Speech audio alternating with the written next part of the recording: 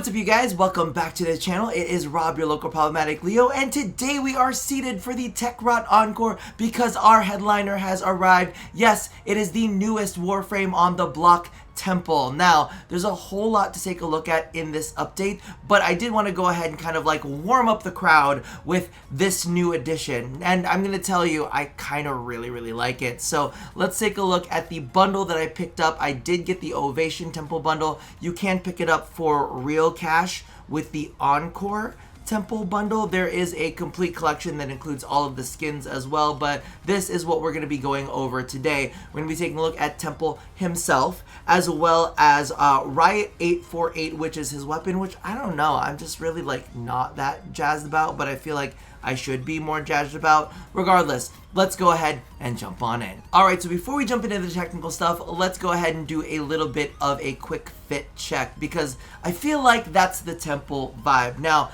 I'm gonna be honest with you, I don't love the model. It's very spiky and very like over the top for me, but that is Temple in a bit of a nutshell. Now, one of the things that I do want to note is that there are some Jagger shoulder bolts. I'm gonna assume like Mick Jagger inspired. They're these things that are kind of like floating around here. If you don't want the extra little dangly bit, just go ahead and leave that out of your customization. In addition to that, this bundle does have the Stardust insignia, which I'm assuming is a throwback to Ziggy Stardust. But as you can see right here, it's this beautiful kind of like sparkly crown that is also like metallic and a little bit aggressive, which I like. You know, if we're gonna do something like sparkly and pretty, let's also make it feel a little bit like angry. Now let's take a look at the helmet that comes along with this bundle as well. It's the Temple Rocket helmet, which I don't know. Do you guys feel like this is a little Ember inspired? Because I definitely feel like, you know, Ember could potentially be rocking this. But I kind of like the regular Temple helmet for now. Let's go ahead and take a look at what this looks like with Lizzie. So as you can see, here is the infested guitar that Temple... Oh my god! Look at that. That is a fantastic animation, and that is kind of like the way Temple feels like to play. This is the Riot, which I feel like I should like this more than I do, but I don't. So let's go ahead and start off with that in the simulacrum. Alrighty, so we're gonna open the show with Temple's signature weapon, which is the Riot-848. And if I'm gonna be completely honest with you, I don't know. I'm feeling a little meh about it. It might have been the way that I modded it, but it's still not winning me over. For a Mastery Rank 14, it's giving like Mastery Rank 10 vibes, okay? Now, as you can see here, it has a critical chance of 26%, a status chance of 26%, a pretty nice critical multiplier, and a really interesting mechanic. So, you don't ever run out of ammo with the Riot-848. Instead, it teleports the bullets back to the barrel, and when it teleports, it creates a radial explosion from where it landed, basically. And so what you'll notice is we've got the damage and then the radial attack. The radial attack, of course, is dictated by where the explosion happens. But the one gripe I have about this weapon is it only has one like IPS. It only has the P in the IPS, and it's only got blast as the singular damage type in the radial attack. It's like it's a little too streamlined. Now I'm gonna show you the build that I have for it right now, which I'm gonna be completely honest with you, might not be the greatest build in the world, but I've kind of feel like it's right. And no, I'm not gonna put a secondary adapter on there or take the time to put an Exalted mod on there, because the reality for me is there are plenty of weapons that perform much better than this weapon that don't need the Exalted adapter or the other thing that's there. I'm like, I don't even care to say words at this point. Let's go ahead and simulate. Now, I'm going to show you just how this weapon works just on its own. See, it just... I don't know. I just feel like, it's okay. Like, that was an entire clip. But what I'm going to do right now is I still have 4 in the clip, but I can recall. Oh, maybe I can't. What the heck? Oh. No? Oh, I'm hitting the wrong button. Oh my god. Wow, I've been out of it. But I've still got 5 in the barrel. I can go ahead and manually reload. And it puts together a really, really pretty show, which if I'm going to be completely honest with you, I feel like is Temple's vibe. It's just like put on a show. Now, as you can see, that's kind of the way that it performs with what we have. I feel like I have better out there. So, I'm going to have to pass on it. Let's go ahead and take a look at the star of the show himself, Mr. Temple. Now, I have to admit, very squishy. Even with his third ability to try to like save your butt, it's still a little bit rough, but oh my god, does it look so freaking cool. Now, let's take a look at his passive real quick. Play abilities in sync with the backbeat metronome to invigorate ability effects while increasing ability efficiency by 50%. Now, let's go ahead and take a look at the metronome. As you can see right now, and I'm gonna say DE usually does a fantastic job with like UI elements, but why doesn't the colors of the metronome match up with my outfit? That's my issue. But as you can see with the metronome, the little indicator in the center of it lights up whenever it's in the center. Now, all of the abilities gain bonus effects whenever you go ahead and cast them while the metronome is in the center. So let's go ahead and jump on in. The first ability, and I love the ability name. They just got the vibe of this Warframe like perfect. So the first ability is called Pyrotechnics. Now I'm going to cast this offbeat real quick, just so you can kind of see what it looks like.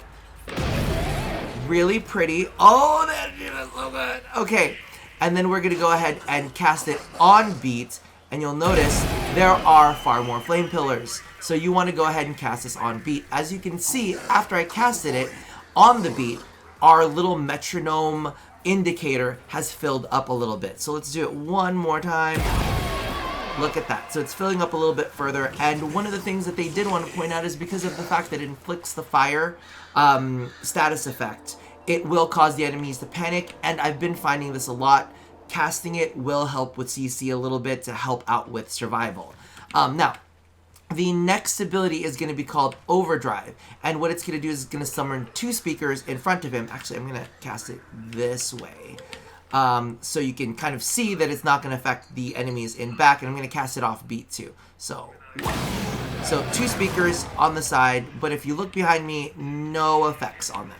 However, I'm going to go ahead and cast it on beat now, and as you can see, they've all got this like sound wave effect around them, very Nora Knight-ish. And it's also filling up the indicator in the second. Now, what this does is it basically gives these enemies a 42% chance to have a crit on them. It's a weird way to kind of like explain it, because is it like additive? Basically, they're saying that your weapon itself does not need to have a high crit chance on it, because it applies that critical chance to the enemies, at least as far as I can tell. But it boosts that critical ability, and you should get better crits out of it. So that's what that does. Now the next ability is going to be a strange one, but it like ties everything together.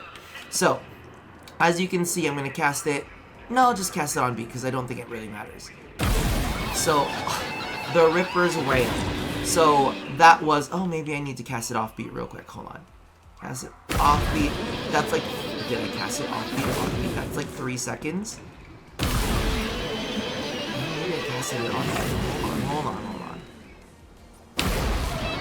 Okay, I guess it gets an extended duration from what I remember.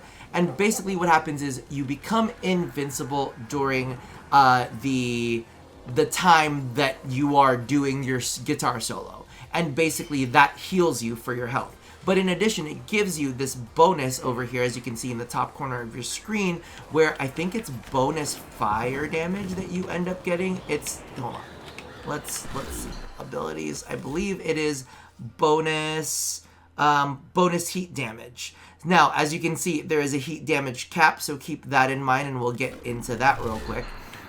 But as you can see, whenever you cast an ability on the beat, the number goes up. If you don't cast it on the beat, the number does not go up. But in addition to the number going up, you can actually see the duration goes up. Every single time you cast it on the beat, it adds more to the duration, which is really, really cool. And I believe mine, with the way that I've modded it, caps out at like 59 seconds, which is great because that means you don't necessarily have to recast this ability. And the great thing about this is this bonus applies to all allies within your affinity range, so it's fantastic. I really do like it. I wish they had added some sort of like bonus effect to it, where it improves like survivability. Maybe it increases armor, or increases something, just so that you aren't as squishy, because you kind of feel a little squishy out in the field.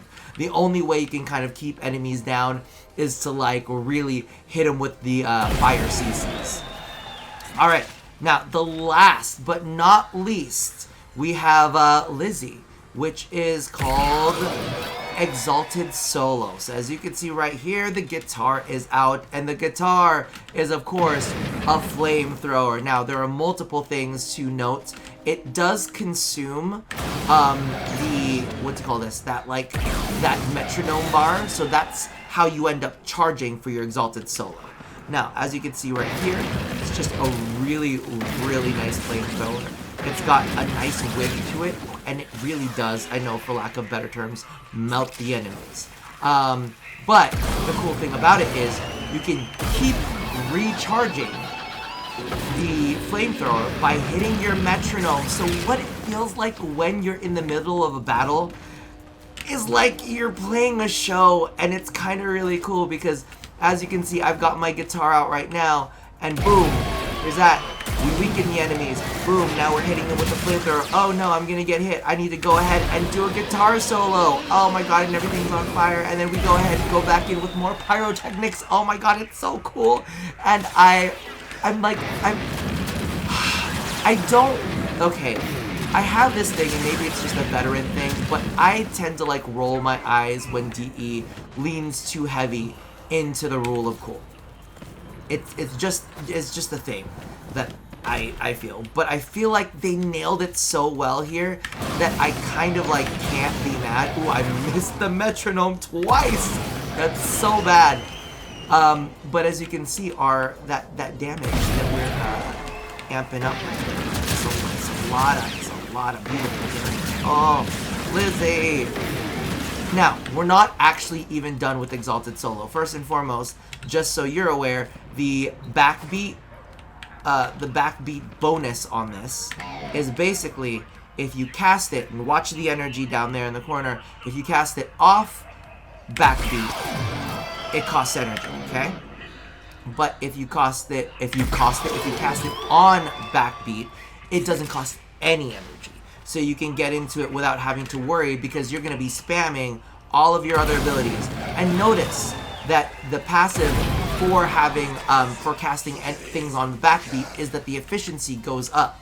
So it like encourages you to put on this show and spam your abilities. Okay, back to Lizzie. I know we've been jumping all over the place, but as you can see, I am now zoomed in, right? I'm also zoomed in this camera thing. But when you go ahead and aim down sights, when you fire off your guitar, right? Oh no, that's wrong. When you aim down sights and you use your 1, 2, 3, or 4, it'll cast a wave of sound that will apply the status that you can see down in the casting thing, right? So that now we're doing a little bit of what is it called? Magnetic, and now we are doing cold. And last but not least, we're doing some corrosive. So, oh my god, it's just a good time all around. But what I do have to say is, I did something funny with the build for Lizzie. As you can see, the enemies are all frozen, or very close to frozen. Because I put on that stupid mod that passes off all of like the freezing. I'm so into this. Okay, I need to stop. So let's take a look at the way that I've modded Temple. I've basically used just a lot of power strength. This is where we are right now, but I'm actually tossing in Archon Vitality because status effects that deal heat damage will be applied twice, and I kind of really love that. I'm actually tempted to put on Archon Intensify because ability strength grants additional ability strength when restoring health. So if you've taken some health damage and you go ahead and use your what is it called, your Ripper's Wail, then you'll get bonus strength on that as well, which I kind of love. But this is the weird thing that I did with Lizzie. I went ahead and put in Shivering Contagion on cold status effect, 100% chance to spread that status to other enemies within 6 meters. It's stupid, but I kind of love it for a little bit of CC. Hold on, let's go ahead. Oh, I gotta cast some abilities in order to actually use Lizzie real quick. Oh my god, that's the one thing that I do have to say, is you will rely on that fire status chance to keep these enemies CC'd while you're using your metronome, because ooh boy, if you don't, then it's a little bit rough. So I'm gonna just keep hitting 3, and now they're frozen. Look at that. I kind of love it, and it's kind of stupid, but I'm so into it, I can't even be mad.